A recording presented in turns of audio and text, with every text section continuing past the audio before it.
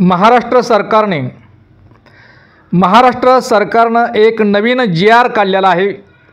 बहुतेक तो 20 नोव्हेंबर 2025 आणि त्या GR मध्ये प्रशासनातील अधिकाऱ्यांच्या संदर्भात एक नियम आणि अटी घालणारा तो GR आहे।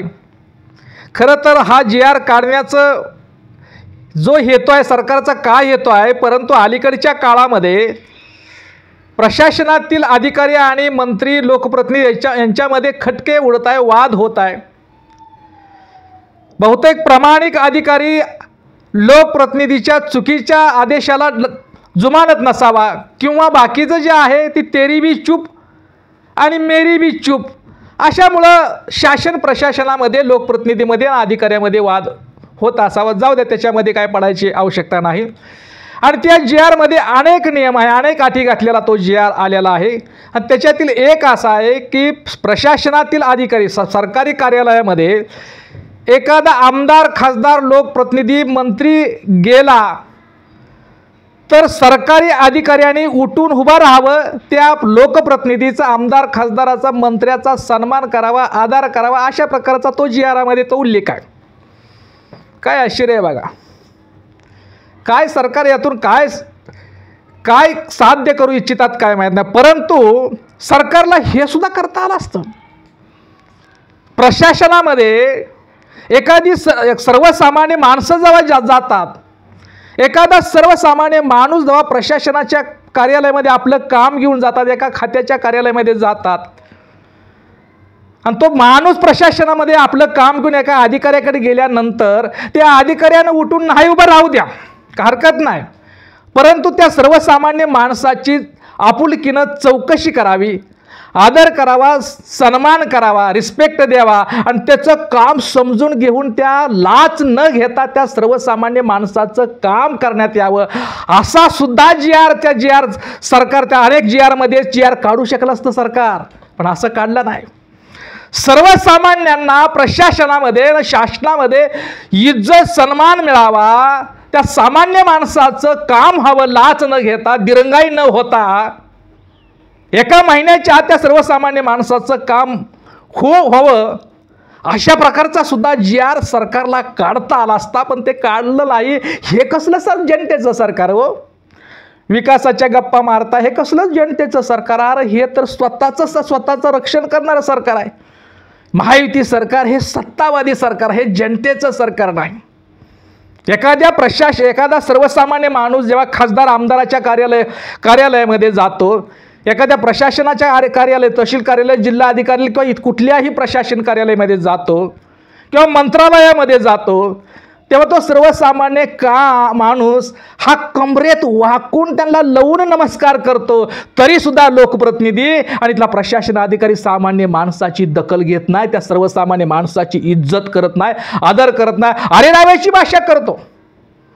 अरेराव्याची भाषा करून त्यांचं काम तर होतच नाही, पण सन्मान दिला जात नाही। अरे या देशात लोकशाही आहे, लोक हे लोकशाहीचे मालक आहेत, लोक मालक आहे, लोक हे लोकशाहीमध्ये लोक हे सार्वभौम आहेत, मालक आहे। तुम्ही लोकप्रतिनिधी सेवक आहे, तुम्ही नौकर आहे।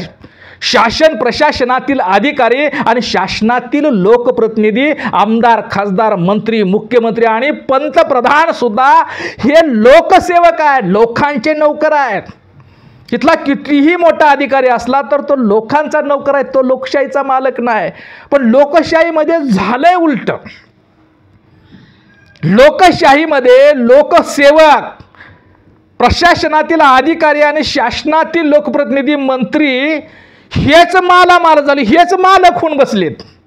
ह्या GRचं काय, सरकार मालक होऊन बस, सरकार मालक नाही, जनता मतदार मालक आहे, पण लोकप्रतिनिधीच मालक होऊन बसलेत, मंत्री मुख्यमंत्री मालक लोक होऊन बसलेत, अधिकारी मालक होऊन बसलेत।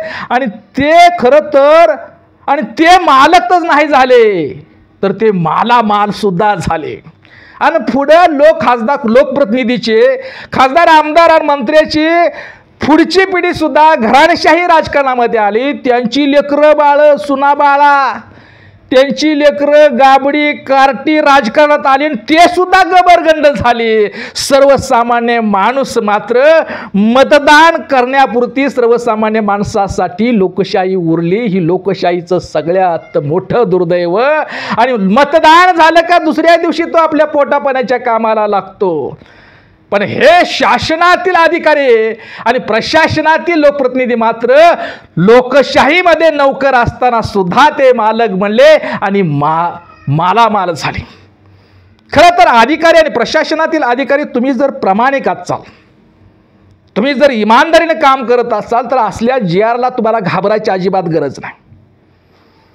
तुम्ही प्रामाणिक असलास, कारण संविधानाचं तुम्हाला कवच आहे, संरक्षण आहे, संविधानाचं तुम्हाला कवच आहे. तुम्ही जर प्रामाणिक असले, आपल्या त्या खात्यानुसार, त्या प्रशासनातील खात्यानुसार आपल्या कामाशी तुम्ही जर प्रामाणिक असाल तर संविधानाचं तुम्हाला संरक्षण कवच आहे. त्यामुळे कुणापुढे वाकायची गरज नाही. मला आता असं म्हणावंसं वाटतं की जसा सरकारनं हा GR काढलेला आहे तसा आणखी एक GR असावा. कोणता? जर सर्वसामान्य माणूस प्रशासनातील किंवा लोकप्रतिनिधी खासदार आमदाराच्या कार्यालयामध्ये मंत्रालयामध्ये आपलं काम घेऊन जर गेला तर सर्वसामान्य माणूस जर प्रशासनामध्ये काम घेऊन गेला तर त्या अधिकाऱ्यानं सुद्धा आता त्या सर्वसामान्य माणसाचा आदर म्हणून उठून उभा राहिलं तर काय गैर नाही त्याच्यात. त्याचा आदर करा, सन्मान करा आणि त्याचं काम करा. अरे मंत्रालयामध्ये गेला, मुख्यमंत्र्याच्या कॅबिनमध्ये जर सर्वसामान्य माणूस गेला तर मुख्यमंत्र्यांनी सुद्धा उठून उभा राहून त्या सर्वसामान्य माणसाचा सन्मानाने आदर केला पाहिजे. मंत्रालयात जर खेटं घालण्यापेक्षा मंत्रालयात सुद्धा सर्वसामान्य माणूस गेला तर त्याचा आदर केला पाहिजे. तर खऱ्या अर्थानं लोकशाही नांदेल. तर त्याला लोकशाही असे लोकशाही म्हणावं लागेल. असले GR काढून सरकारला काय साध्य करायचं आहे? ही राजेशाही नाही बाबांनो, ही लोकशाही आहे. आणि तुम्ही प्रशासनातील अधिकारी आणि शासनातील लोकप्रतिनिधी, मंत्री आणि मुख्यमंत्री आणि प्रधानमंत्री सुद्धा लोकसेवक आहे, नोकरदार आहे आणि लोकशाहीमध्ये लोकमालक आहे. आणि म्हणून सर्वसामान्य माणूस हा प्रशासनाच्या कोणत्याही अधिकाऱ्यातील कोणत्याही कार्यालयामध्ये गेला आणि लोकप्रतिनिधीकडे जर मंत्र्याकडे मुख्यमंत्र्याकडे गेला, त्या सर्वसामान्याचा आदर, माणसाचा आदर आणि इज्जत म्हणून अधिकाऱ्यांनी आणि लोकप्रतिनिधींनी उठून उभं राहावं.